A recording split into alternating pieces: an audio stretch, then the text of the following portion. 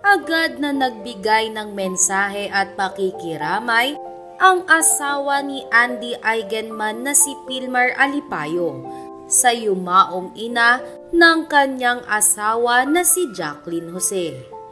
Kagabi sa unang burol ni Miss Jacqueline ay marami ang naghahanap sa asawa ni Andy.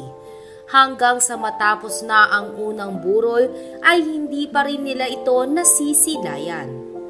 Matatandaan na dinagsa ng mga artista ang unang gabi ng burol ni Miss Jacqueline. Present nga dito ang mga nakatrabaho ng batikang aktres. Ngunit ang mas pinag-uusapan ay ang mini reunion ni na Andy Eigenman at Jake Ejercito kasama ang kanilang anak. Samantala, agad naman na nag-post ng pakikiramay si Pilmar sa kanyang social media account matapos siyang hanapin sa unang burol ni Miss Jacqueline Jose. Ayon sa post ni Pilmar, kaakibat ang litrato nila kasama ang yumaong biyenan, one of my favorite group photos, family, everything, always.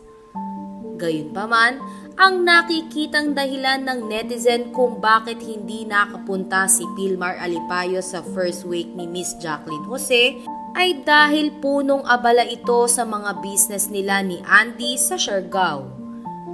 Matatandaan na maraming negosyo si Pilmar sa naturang lugar, kaya siguro hindi ito basta-basta makakaalis. Ngunit asahan naman na sa mga susunod na araw ay magpupunta na ito sa burol ni Jacqueline Jose dahil alam niya na kailangan ngayon ng kanyang asawa ng suporta at gabay. Sa kabilang banda, inaasahan na mas maraming artista ang magpupunta mamayang gabi sa burol ni Miss Jacqueline Jose.